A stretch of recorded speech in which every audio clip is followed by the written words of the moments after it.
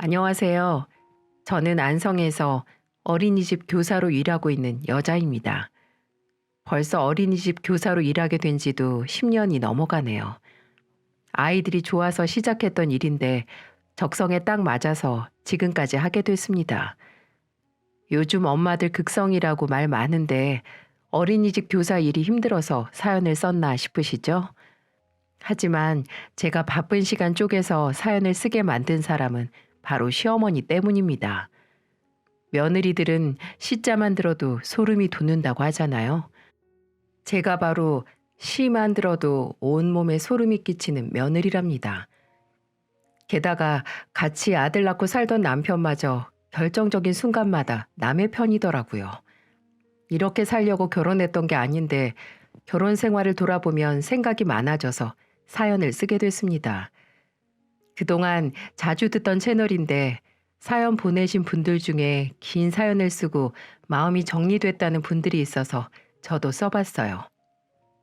안성에서 나고 자랐던 저는 가족들과 소박하지만 행복하게 살고 있었습니다. 그런데 불행은 가장 행복한 순간에 뒤통수를 치고 나타난다고 하죠. 제가 어린이집 교사로 취업에 성공하고 가족들과 외식을 하려던 날이었어요. 누구보다 축하받아야 하는 날에 친오빠가 교통사고로 세상을 떠난 겁니다. 그래서 저는 기쁨을 느끼기도 잠시 친오빠의 장례를 치르느라 슬픔에 잠겨야만 했어요. 장례가 끝난 후에는 저보다 더 슬퍼할 부모님을 생각해서라도 애써 씩씩한 척 견뎠습니다. 갑자기 가족을 잃게 된 슬픔은 이루 말할 수가 없더군요. 특히 어머니께서 긴 시간을 힘들어 하셨습니다. 딸과 어머니는 감정을 공유한다고 하죠. 저는 어머니 옆에서 슬픔을 같이 견뎌내며 더 밝은 척 하면서 씩씩하게 지냈어요. 그러다 보니 제 연애는 어느새 뒷전이었고요. 친구들은 결혼도 하고 가정을 꾸리는 동안에도 여전히 저는 어머니가 우선순위였죠. 어쩌면 제 자신도 잘 돌보지 못했던 것 같습니다. 집안에 걱정을 끼쳐드리고 싶지 않아서 어린이집에서 힘든 일이 있어도 혼자서 삭혔었지요. 그런데 어느 날 친구가 저를 보며 걱정스러운 목소리로 말하더군요. 네가 번듯한 남자 만나서 잘 사는 모습 보여드리는 것도 효도야. 죽을 때까지 어머니 옆에 딸로 살면 어머니가 좋아하시겠어? 나 시집가고 나면 집안이 얼마나 휑하겠어. 시집가도 안성에 살면 자주 볼 수 있잖아. 내가 괜찮은 사람 소개시켜 줄게. 만나서 밥이나 먹어봐. 그러면서 인연 쌓아가는 거지.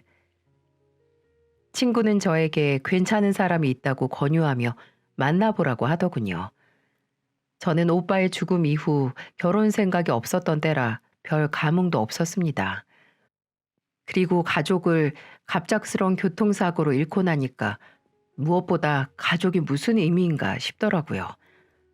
저는 친구의 성화에 대충 알았다고 대답하고 넘겼는데 친구가 정말로 약속을 잡아버렸던 겁니다. 제게 호들갑을 떨면서 친구가 말했어요. 그냥 가볍게 나가서 밥만 먹는다고 생각해. 중소기업인데도 꽤 탄탄해.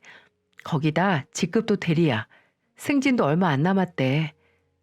그럼 나 정말 가볍게 만나고 온다. 다음부터는 이런 자리 만들지 마. 나 불편해. 그렇게 저는 친구의 주선으로 남편과 만나게 됐던 겁니다. 정말 아무 생각 없이 나갔던 자리에서 남편과 만난 저는 생각보다 대화가 잘 통해서 긴 이야기를 나누게 됐어요.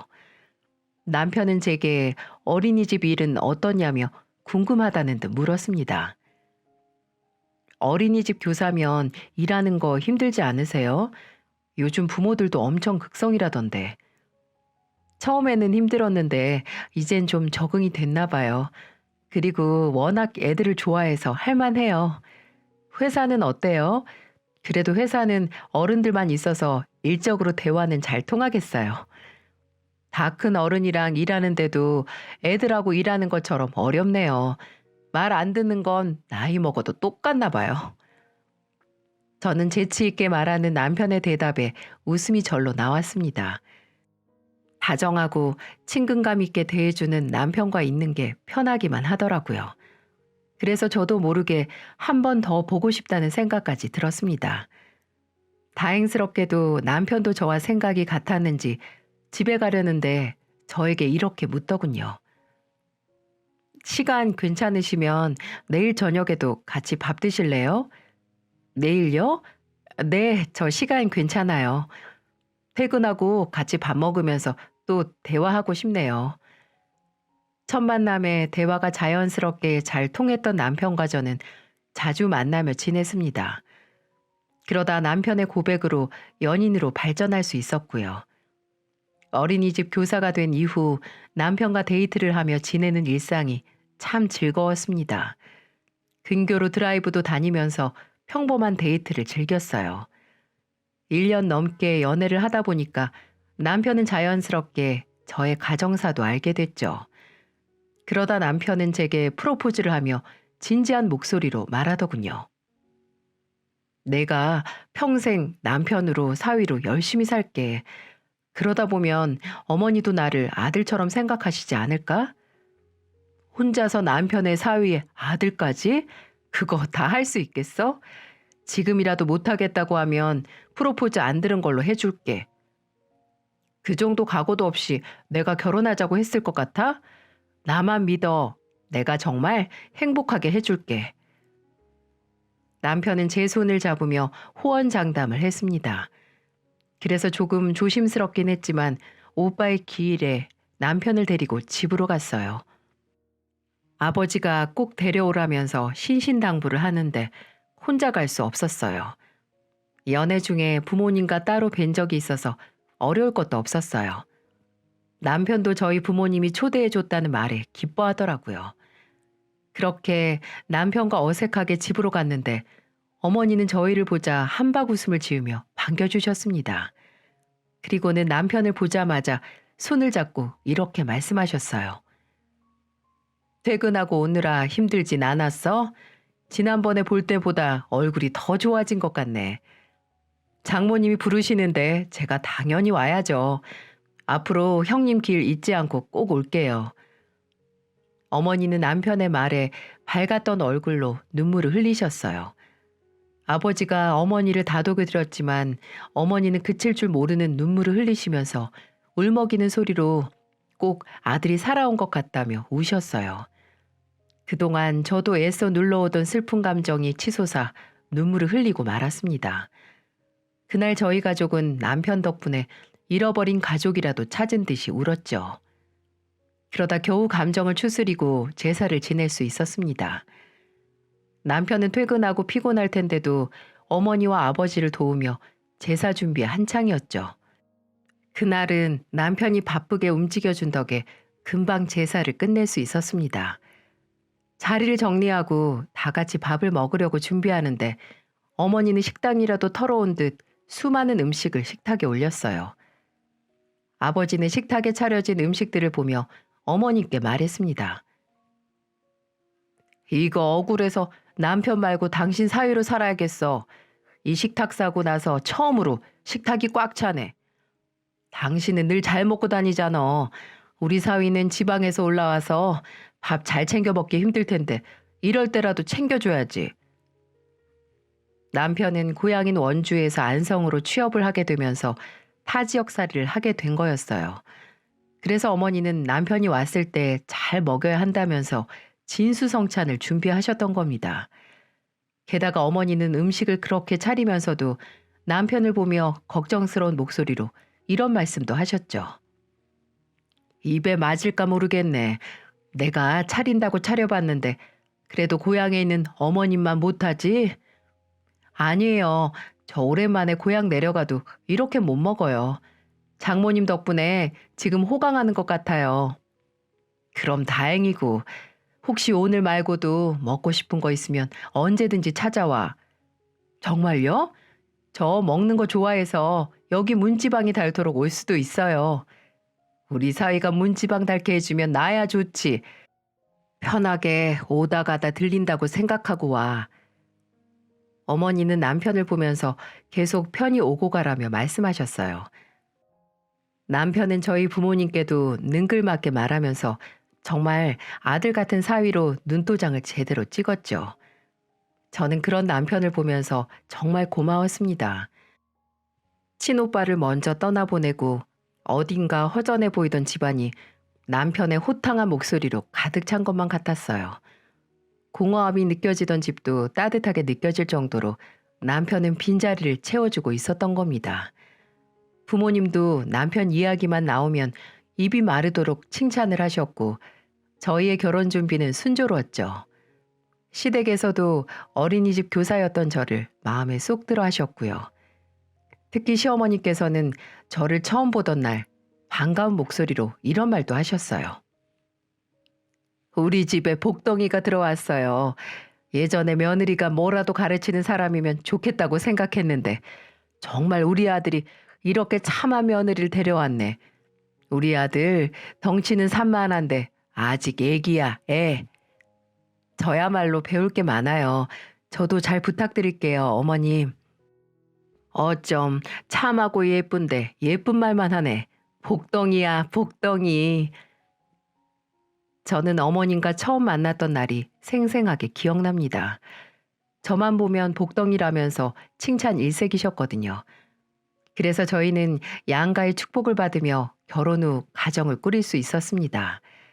하지만 제가 가정을 꾸리고 잘 살았다면 이렇게 긴 사연도 쓰지 않았겠죠. 연애와 결혼은 다르다고 귀에 못이 박히도록 들었던 말이 현실로 나타났어요. 한 번도 싸운 적 없던 저희는 제가 임신을 하고 아이를 낳는 과정에서 자주 싸우게 됐죠. 그런데 여기까지는 다른 부부들도 비슷하지 않나요? 주변에서 보면 아이가 태어난 후 자주 싸우다가도 잘 살게 된다던데 저는 변해버린 남편 모습에 인생이 뒤틀리기 시작했습니다. 출산 후 육아휴직을 내고 집에서 아이를 키우고 있었어요. 육아로 지칠 대로 지쳐가고 있는데 저를 더 힘들게 했던 건 아이가 아니라 남편이란 사람이었답니다. 다들 아이 낳고 키우면서 둘이 살 때보다 돈이 더 나가지 않나요? 이건 너무 당연한 건데 남편은 제게 돈으로 치사하게 타박하고 있었습니다. 저번에 어떤 글을 보니까 쥐꼬리만큼 벌어오는 남편 목청이 더 크다고 하던데 저희 남편이 딱 그랬어요. 이유식 재료가 딱 떨어져서 애를 데리고 마트를 다녀왔는데 퇴근하고 온 남편이 장바구니를 보면서 비아냥거리며 말하더군요. 아니 뭘 이렇게 많이 먹어. 당신 너무 돈을 헤프게 쓰는 거 아니야? 애가 먹으면 얼마나 먹는다고. 당신이 하루만 애랑 있어봐. 그럼 제가 얼마나 먹는지 알 거 아니야. 너무 오냐오냐 키우니까 그러잖아. 그럼 이제 돌진한 애한테 먹지 말라고 해? 이거 다 당신 아들이 먹는 이유식 재료야. 그런데 그렇게 아까워? 그렇게 아까우면 당신이 먹는 걸 줄여. 저는 아들 이유식 가지고도 아끼라고 말하는 남편에게 화가 날 수밖에 없었어요. 세상에 자식이 먹는 거 아까워하는 부모도 있습니까? 돌 겨우 지난 애한테 뭘 어쩌라는 건지 답답하더라고요. 그렇다고 애라도 잘 봐주면 이해라도 하는데 집에 오면 TV보다 핸드폰보다 잠들기 일쑤였어요. 그러면서 제가 주방에서 뭐라도 만드는 것 같으면 제 옆에 와서 이런 말도 했습니다. 당신 손이 너무 큰 거 아니야? 그거 만들어서 친정 가져다 주고 그러는 거 아니지? 기가 막혀서. 당신 오늘 아침에 먹은 반찬 우리 엄마가 손수 만든 반찬이야. 그런데 이거 좀 가져다 드린다고 아까워? 안 주고 안 받으면 되지. 뭐하러 엎어지면 코다는 거리에서 주고받고 지내. 그냥 대충 먹어. 당신이나 대충 먹고 살아. 나는 잘 먹고 잘 살 거야. 먹기 싫으면 내일부터 그냥 나가. 자기 아들이 먹는 것도 아까워하는 사람인데 처갓집으로 반찬 보내는 건 좋아했겠습니까? 결혼 전에는 안 시켜도 잘하던 사람이 결혼 후 몇 년 지나니까 완전히 다른 사람이 된 채로 있었습니다. 그런데 제가 더 참을 수 없었던 건 남편과 시댁에 갔을 때였어요. 집에서는 돈돈거리던 사람이 시댁만 가면 복권이라도 당첨된 사람처럼 돈을 펑펑 썼던 겁니다. 이러니 제가 참고 살 수 있었겠어요? 한창 돈으로 부부싸움을 자주 할 때였는데 오랜만에 손주 보고 싶다는 시아버지 말에 시댁을 가게 됐어요. 그래도 시댁에서는 시아버지만이 유일한 제 편이었죠. 하지만 아무리 시아버지가 저한테 잘해주신다고 해도 남편이 최고급 한정식 집에서 시댁 식구들 모시고 외식을 하니까 화가 나더라고요. 친정은 아무리 가까이 살아도 좋은 곳 모시고 갔던 적이 없었거든요. 그날은 시댁에서 외식을 하는데 어찌나 화가 나던지, 게다가 그날따라 제 아들은 칭얼거리고 보채고 난리도 아니었습니다. 그때 어머님은 제게 짜증난 목소리로 말씀하셨어요. 너는 집에서 애만 보는데 애 하나 제대로 못 달래니? 애들이 달랜다고 울음 그치면 애겠어요. 제가 볼 테니까 어서 식사부터 하세요. 저 우는 소리 때문에 아주 체하겠다. 애를 어쩜 저렇게 근본 없이 키울까? 좋은 식당을 와도 애가 못 알아보고 우는 것 좀 봐. 산티는 어쩔 수가 없다니까. 어머님, 저 그런 소리 들을 만큼 우리 아들 막 안 키워요. 그리고 근본 없이 돈돈거리면서 무조건 아끼라고만 하는 사람이 남편이에요. 저는 어머님께 남편까지 들먹이면서 말했어요. 애 보느라 내 밥은 먹지도 못하고 있는데 근본 없이 키운다는 말 들으면 기분 좋을 사람이 어디 있겠어요. 게다가 산티라뇨. 대체 이제 돌진한 아들한테 뭘 바라는지 모르겠더군요. 그래도 어머님께서 나리선 목소리로 막말을 하자 아버님께서 한마디 해주셨습니다. 당신은 손주 봐줄 것도 아니면서 뭔 그렇게 말이 많어. 며느리가 혼자 애 보느라 얼마나 힘들겠어. 저는 아버님의 한마디에 괜히 찡했어요. 그동안 친정 식구들 말고는 육아로 힘든 걸 알아주는 사람이 아무도 없었어요. 한 지붕 아래 사는 남편도 몰라주는 걸 아버님께서 알아주니 울컥하더라고요. 하지만 어머님은 저를 왜 그렇게 못마땅해 하시는 건지, 같은 여자로 이해는커녕 트집 잡을 게 뭐 없나 마치 눈에 불을 켜고 찾는 사람 같았어요. 저는 그날도 밥을 먹는 둥 마는 둥 하고 애랑 한참 씨름만 하다 나왔습니다. 그런데 어머님은 애를 안고 달래는 저를 이쑤시개로 이를 쑤시며 비웃는 목소리로 말씀하셨어요. 너는 아직 40도 안 된 애가 다리가 아주 무다리네. 애 낳고 살 못 빼면 평생 간다는데 너 완전 돼지로 살겠다. 다리가 아주 깍두기 담가도 되겠어요. 이게 지금 애 보느라 밥도 제대로 못 먹은 며느리한테 할 소리입니까? 저는 어이가 없어서 어머니께 화가 난 목소리로 말했어요. 그럼 저 애 남편한테 맡겨놓고 운동이나 다닐게요. 근본 있고 산티 안 나게 남편이 더 잘 볼 것 같은데 어머님이 작은 아들한테 한 수 가르쳐 주세요. 너는 내가 한마디 하면 꼭 두마디 하더라. 시어머니가 며느리 걱정돼서 한 말인데 그렇게 안 입고 꼭 화가 난 티를 내야겠어? 제가 말 안 하고 티 안 내면 어머님이 모르시니까 그렇죠. 제가 어머님께 육아로 얼마나 힘든지 구구절절 다 말하고 싶었어요. 그런데 어머님이 자꾸 한마디씩 하면서 긁으니까 질 수 없었습니다. 좋은 며느리, 딸 같은 며느리, 그런 건 걔한테 던져준 지 오래예요. 피곤하긴 해도 기분 좋게 내려왔다가 시어머니 말 몇 마디에 정말 괜히 내려왔구나 싶더라고요. 그런데 팔은 안으로 굽는다고 집으로 돌아오는 길 내내 남편은 저한테 투덜거리며 말하더군요. 당신은 우리 엄마가 생각해서 해주는 소린데 꼭 그렇게 말대답해서 분위기를 망쳐야겠어? 그게 생각해서 해주는 소리라고? 그냥 나 기분 나쁘라고 하는 소리지. 솔직히 살찐 거 맞잖아. 당신 뒤에서 보면 애를 한 셋은 낳고 사는 아줌마 같아. 나도 당신이랑 마트 가기 창피하다니까? 그거 다 돈 못 벌어서 그러는 거야. 돈을 쥐꼬리만큼 버니까 길을 못 펴고 살지. 분발해서 돈 좀 많이 벌어 와봐. 저는 남편에게 쏘아붙이듯 말했어요. 솔직히 저는 살을 빼야 된다고 생각할 틈도 없을 만큼 육아로 지쳐 있었어요. 밥이라도 잘 먹어야 애를 안고 업고 놀아주지 않겠습니까? 제가 무슨 무쇠 철통 로봇도 아니고 애도 보고 살도 뺄 정도면 연예인을 하지 않겠어요? 그래서 남편한테 돈 타령하고 싶지 않았는데 저도 돈이나 벌어오라고 한 소리 했던 겁니다. 자기는 밥 먹고 하는 일이 나가서 돈 벌어오는 게 일이면서 쥐꼬리 많은 월급 벌어다 주면 남편도 잘못하고 있는 거 아닌가요?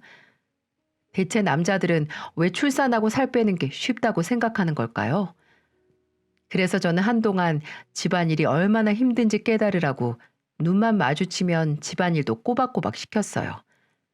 남의 집 남편들은 분리수거도 알아서 한다는데 제 남편은 자기 밥 먹은 그릇도 치울 줄 모르는 사람이었거든요. 그 모습이 너무 괘씸해서 청소하다 말고 거실 소파에 있던 남편을 때려서 깨웠어요. 그리고는 신발장에 모아둔 쓰레기 봉투를 가리키며 말했습니다. 소파에 누워만 있지 말고 나가서 쓰레기 좀 버리고 와. 일어난 김에 당신이 좀 가. 누워서 쉬고 있던 당신이 갔다 와야지. 얼른 버리고 와. 냄새나. 남편은 궁시렁거리면서 쓰레기를 들고 내려가더라고요. 주말이라고 집에서 정말 쉬고만 있는 남편을 보는데 정말 큰애를 하나 더 키우는 것 같았어요. 그런데 남편이 나가고 얼마 뒤 어머니께 전화가 오는 게 아니겠어요? 평소 전화를 잘 안 하시던 어머님이라 무슨 일인가 싶어서 받아봤죠. 그러자 어머님은 제게 대뜸 화를 내며 말씀하셨어요. 너는 꼭 일주일 내내 일하다가 주말이라고 이제 겨우 쉬는 애한테 집안일을 시켜야겠어? 그 정도 할 수도 있지. 갑자기 무슨 말씀이세요? 왜 우리 아들이 분리수거를 하고 있는데 집에만 있던 네가 좀 할 수도 있는 거지. 저 집에서 놀고 먹는 거 아니에요. 하늘의 장난인지 하필 어머님이 남편한테 전화했던 순간 남편은 분리수거 중이었던 겁니다. 어린이집에서 일할 때 학부모님한테 전화 받는 기분이었어요. 일하다 보면 가끔 어린이집 다녀와서부터 아이가 컨디션이 영 안 좋다고 트집 잡는 학부모님들이 있었습니다. 그런데 어머님은 곧 마흔이 될 아들 왜 쓰레기를 버리게 시키냐고 저한테 타박을 하시는 거예요. 아니 한두 살 먹은 애도 아니고 이건 너무하지 않습니까? 뭐가 그렇게 억울한지 온갖 짜증을 다 내면서 서슴없이 말을 내뱉으셨어요. 저번에 보니까 우리 아들 기죽어 사는 이유를 알겠네. 네가 집에서 그런 식으로 하니까 자기 집에 와도 기가 죽어 있지. 어머님, 그러면 남편 데려가서 어머님이 다시 키워서 보내세요. 저는 제 아들 키우는 것만으로도 벅차요. 요즘 정말 애를 둘이나 키우는 것 같으니까요. 원주로 내일 내려보낼게요, 어머님. 나랑 지금 한판 붙자는 거야? 네 아들도 그렇게 키울 거냐? 아니요. 제 몫은 하는 애로 제대로 키울 거예요. 누가 시켜야 겨우 움직이는 애 말고 자기 일은 알아서 하게 잘 키울게요. 저는 아직도 남편한테 쓰레기 좀 버리고 오라고 했던 게 왜 이렇게 욕을 먹을 일인가 모르겠어요. 다들 이 상황이라면 어떤 기분일 것 같으신가요? 이날 어머님과 별소리를 다 듣고 끊었습니다.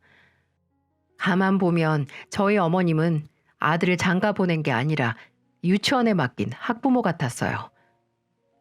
이런 어머님의 무조건적인 사랑을 받고 자라서인지 자기밖에 모르는 이기적인 사람이었죠. 지금까지 쓴 것만 해도 남편이 미워 죽겠는데 제일 싫었던 순간이 있었어요. 제가 살던 집은 친정과 가까운 거리에 있었습니다. 그래서 종종 친정 엄마가 오셔서 아들도 봐주셨고요. 그래서 저는 어머니가 오실 때마다 밥도 챙겨드렸습니다. 원래는 남편이 퇴근하기 전에 어머니가 집으로 가셨었는데 그날은 아들이 보채고 우는 바람에 어머니가 늦게 가시게 됐던 거예요. 그런데 마침 딱 남편이 퇴근하고 돌아왔고 저희 어머니와 마주치게 된 겁니다. 그럼 인사를 드리고 같이 저녁을 먹을 수도 있는 거 아닌가요? 남편은 집에 있는 어머니를 보고 인사를 하는 둥 마는 둥 하더니 저를 보며 이런 말을 했습니다. 장모님 되게 자주 오시네. 우리 집은 쌀이 넘쳐나나. 가까이 살아도 친정은 갈 줄도 모르는 사람이 오랜만에 본 장모님한테 할 소리입니까? 어이가 없어서 남편 등을 내려치며 말했어요. 오늘 우리 엄마가 집안일도 해주고 아들도 봐주느라고 얼마나 힘들었는 줄 알아? 당신이 좀 더 부지런히 움직였으면 됐을 거 아니야. 꼭 그렇게 집에서 밥숟가락 하나 더 얹어서 먹고 있어? 저번에 시댁 갔을 때 쓴 한 끼가 얼만 줄이나 알아? 그거에 비하면 이 정도는 후식이지. 양심이 있으면 입 다물고 우리 엄마한테 사과드려. 남편은 끝까지 궁시렁거렸고 그 소리를 듣고 어머니도 한 소리 하셨어요. 자네, 하루 종일 애 보고 청소하는 것도 일이야, 일. 집안일이라는 말이 괜히 있어? 퇴근하고 피곤하더라도 좀 돕고 사이좋게 좀 지내. 부부관계도 노력해야 잘 지낼 수 있는 거야. 저는 어머니의 말에 속이 상했습니다. 안 좋은 모습 부모님께 보여드리고 싶은 자식이 어디 있겠어요. 남편도 분위기 파악은 했는지 가만히 있더라고요. 저는 그렇게 어머니를 배웅해드리고 남편과 또 싸울 수밖에 없었습니다. 결혼을 싸우려고 했나 싶을 정도로 많이 싸웠어요.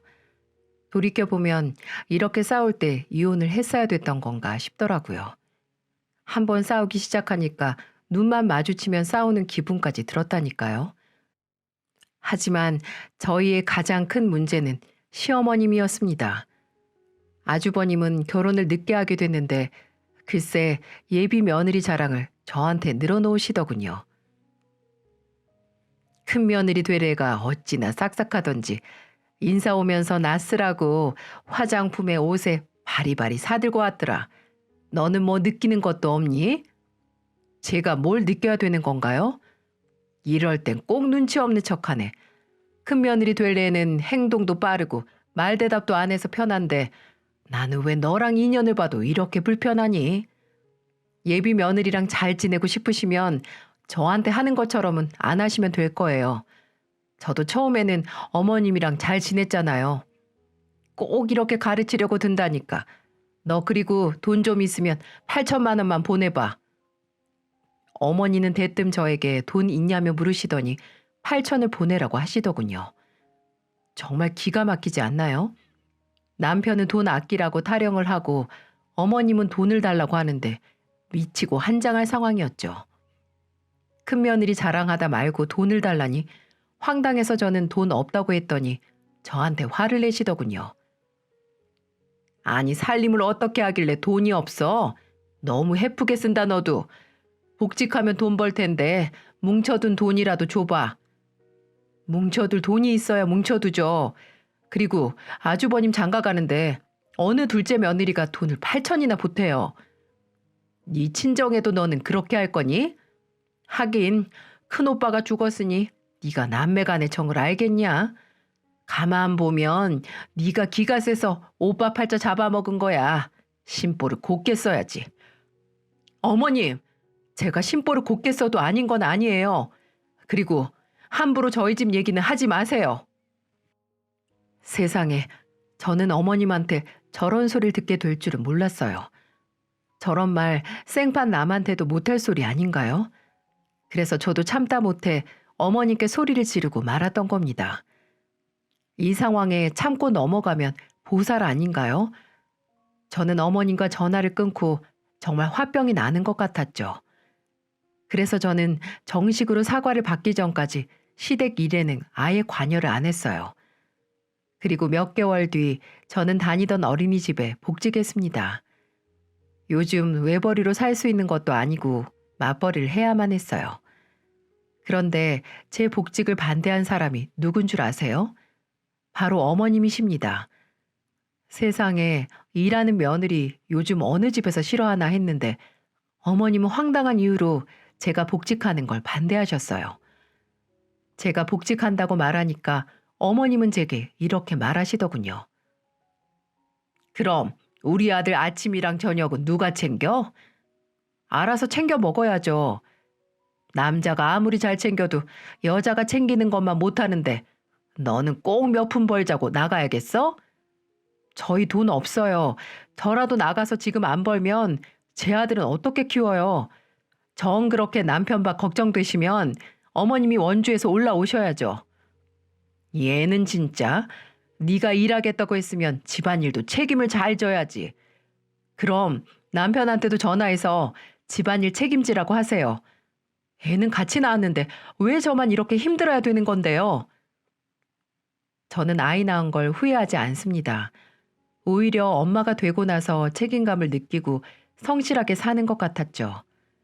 하지만 저는 결혼 자체는 엄청나게 후회를 합니다. 아이 엄마로서는 앞으로 성장해 나가는 것 같았는데 며느리나 아내 같은 역할은 답이 보이질 않는 거예요.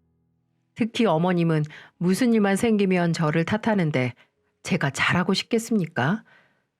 남편이 살이 빠져도 기가 죽어도 잠을 못 자도 매번 다 제 탓을 하시는 겁니다. 그런데 이번에는 복직한다고 욕을 먹으니 제가 미치고 환장할 상황 아닌가요?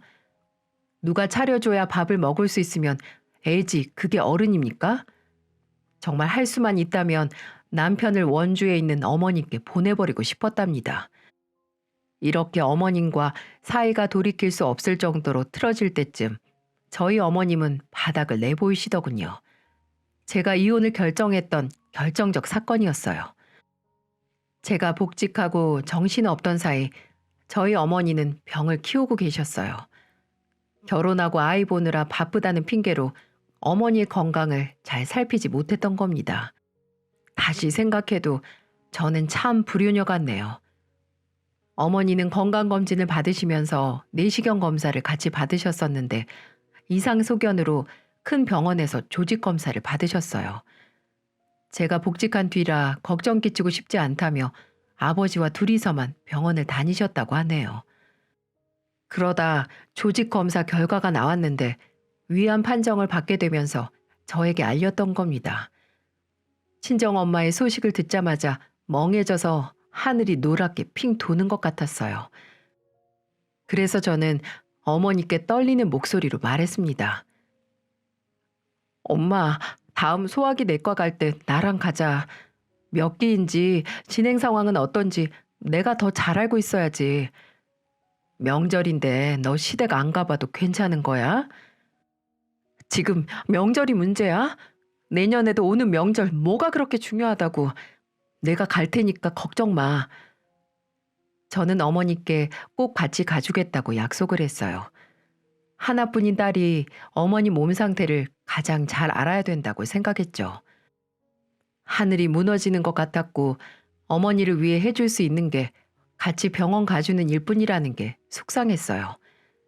그래서 저는 다급하게 어머니께 전화를 드렸고 울먹이는 목소리로 말했습니다. 어머님, 이번에 저 원주 못 갈 것 같아요.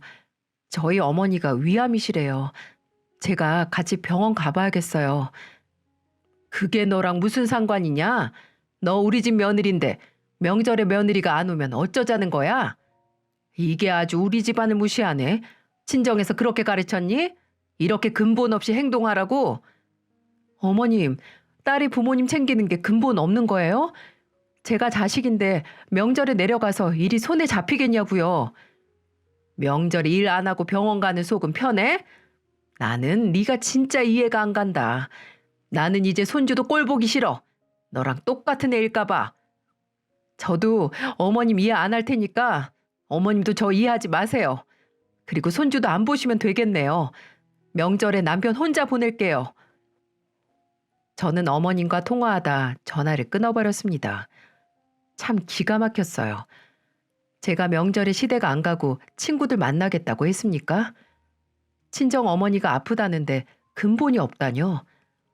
저야말로 어머님을 이해할 수 없어서 더 통화 못하겠다 싶어서 전화를 끊어버렸어요. 하지만 어머님은 상상 이상의 사람이었죠. 정말 어머님이 입버릇처럼 말했던 근본 없는 사람의 표본이었습니다. 저렇게 통화하고 다음 날 첫 차를 타고 안성에 올라오신 거예요. 아침부터 누가 현관문을 두드리길래 문을 열어봤더니 어머님이 서 계시더라고요. 그리고는 문을 열고 나오는 저를 보자마자 뺨을 치셨어요. 어찌나 깜짝 놀랐는지 어깨까지 다 아프더라고요.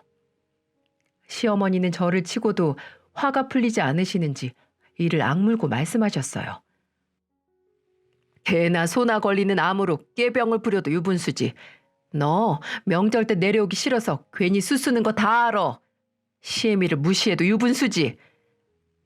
저는 너무 놀라서 어머님을 쳐다봤는데 어머님은 화가 안 풀린 얼굴로 저를 보시더군요. 밖이 시끄러웠는지 남편이 나갔다가 서 있는 어머님을 보고 놀란 표정을 지었습니다. 그런데 남편은 화가 잔뜩 난 어머님을 보고는 저에게 화를 내는 게 아니겠어요? 그리고는 제게 눈을 부라리면서 소리를 치는 거예요. 너는 기어코 니네 엄마 암 때문에 명절에 안 간다고 말했어? 내가 그냥 같이 내려가자고 했어, 안 했어? 가만히 말 좀 들어. 고집 부리지 말고. 당장 죽을 사람처럼 왜 호들갑인데? 남편이라는 게 저한테 저렇게 개소리를 내뱉더라고요. 너무 황당해서 남편한테 똑같이 말했어요. 그럼 명절은 대단하고? 어차피 나는 본 적도 없는 네 집 조상인데 너나 챙겨. 그리고 어머님 계속 근본 없다고 하시는데 지금 어머님이 저한테 하는 말이 제일 근본 없어요. 저 이혼할 테니까 명절 알아서들 보내세요. 저는 참다 못해 어머님과 남편을 세워두고 이혼하겠다고 선언했습니다. 저런 말 같지도 않은 개소리를 듣고 제가 왜 참고 살아야 하나요? 남편은 저를 보면서 정신 못 차리고 이렇게 말하더군요. 네가 이혼하면 애 데리고 어떻게 살 건데? 어머님은 손주도 꼴 보기 싫대. 그리고 나는 당신이랑 당신 식구만 없어도 살 것 같거든. 그러니까 이제 내 인생에서 좀 꺼져. 이게 제 이혼의 가장 결정적인 사건이었어요. 듣고 보니 어떠신가요? 정말 정신 나간 시어머니라는 말이 절로 나오지 않습니까? 집에서 남편 짐을 마구잡이로 싸서 내쫓아 버렸어요. 어차피 집도 저희 아버지가 구해주신 집인데 같이 살 이유가 없었어요. 그렇게 명절에 저는 원주로 가지 않고 어머니를 모시고 대학병원으로 갔습니다. 어머니는 위암 2기 판정을 받으셨지만 빨리 발견해서 항암 치료만 잘 받으면 된다는 말을 들을 수가 있었어요. 놀란 가슴을 쓸어내렸는데 어찌나 눈물이 나던지 저는 친정엄마를 안고 펑펑 울면서 말했습니다. 내가 더 신경 못 써서 미안해, 엄마. 아유, 애 키우는데 어떻게 신경을 써. 이제 복직도에서 더 바쁠 텐데 걱정 마. 이 정도는 거뜬해. 엄마, 나 사실 이혼해. 미안해. 앞으로 엄마한테 내가 더 잘할게. 잘했다. 살면서 힘들게 하는 놈 데리고 살면 없던 병도 생겨. 잘했어, 내 딸. 암덩어리 같은 거는 빨리 떼고 두 발 뻗고 편히 살아. 어머니는 저에게 100번 잘했다며 칭찬을 아끼지 않으셨어요. 그동안 말은 안 했어도 어머니는 제 표정만 봐도 힘들게 사는 걸 다 아셨던 겁니다. 이래서 엄마와 딸 사이에는 비밀이 없다고 하나 봅니다. 그동안도 시댁에 눈치 본 건 없었지만 더 홀가분한 마음으로 오로지 엄마한테만 집중할 수 있었어요. 그리고 이혼도 합의 이혼으로 진행 중이었습니다. 이혼할 때 양육권으로 분쟁은 없었냐고요? 어머님이 글쎄 저한테 이런 말씀을 하시더군요. 애는 네가 키워. 근본 없는 피 흐르는 애 키워봐야 우리 아들 발목만 잡지. 저도 어머님이 남편 키워낸 거 보니까 절대 제 아들 못 보내요. 애초부터 포기할 생각도 없었고요. 제 말에 어머님은 또 화를 내셨는데 귓등으로도 안 들었습니다. 그렇게 합의 이혼 후 조정 기간 중에 정말 기가 막힌 소식이 들렸어요. 하늘도 노하셨는지 글쎄 시어머님이 위암이시라는 겁니다. 워낙 늦게 발견해서 항암 치료도 힘겹다고 하더군요. 그런데 더욱 기가 막힌 건 이혼 조정 기간 중에 남편 놈이 저한테 전화해서 뭐라고 했는 줄 아시나요? 조정 기간 중인데 마지막으로 며느리 노릇 좀 해. 지금 우리 큰형 결혼하려던 사람이 전세금도 들고 튀어서 집안이 어수선해. 그동안 살았던 정도 있는데 잠깐 들려. 어려운 일도 아니잖아. 우리 엄마 밥상 좀 제대로 차려드려야 기운이 나실 텐데. 같이 살았던 정? 나는 같이 사는 동안 한만 쌓여서 5, 6월에도 서리가 내릴 지경이야. 암 별거 아니라며, 금방 낫는다며, 금방 죽을 것도 아닌데 왜 호들갑이야? 그렇게 아쉬우면 당신이 챙겨드려. 참 이상한 집구석 아닌가요? 맨날 저한테는 근본 없다고 하더니 이혼 도장 찍고 조정기관에 전화해서 밥상 차리라는 게 더 근본 없는 거 아닙니까? 세상에 제일 근본 없는 집구석이랑 엮이니까 참 별의 별일을 다 겪는다 싶더군요. 그런데 남편이 저렇게 나오는데 어머님이 가만히 계실 분이 아니었죠.